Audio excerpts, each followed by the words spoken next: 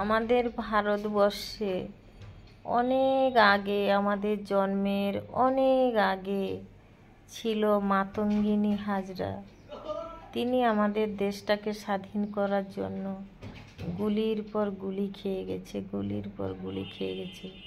কিন্তু তিনি ভারতবর্ষে পতাকা আগে পুঁতেছে, তারপরে মরেছে। তেমনি একজন প্রতিভা মেয়ে দেখলাম আমাদের ভারতবর্ষে, রেখা পাত্র।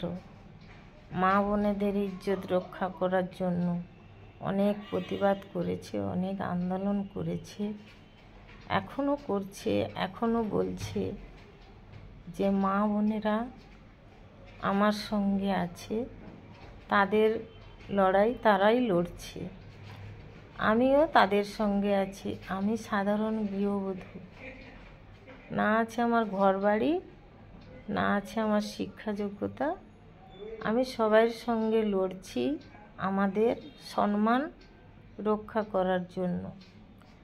এরকম একটা প্রতিভা মেয়ে ভারতবর্ষে ছিল, আমাদের জানা ছিল না। আদ্যাশক্তি মহামায়ার মতো দাঁড়িয়েছে। আমি ঠাকুরের কাছে শুভ কামনা করি রেখা পাত্র যেন জয় হয়,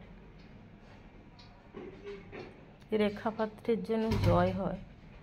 রেখা পাত্র যখন কথাগুলো বলে তখন আমার গা কাঁটা দিয়ে ওঠে। এত বড় দুঃসাহসী মেয়ে, সে তো বলেছে ঠিক আছে আমি মরে যাই, যাব, ইতিহাসের পাতায় থেকে যাবে আমি আন্দোলন করে মরেছি।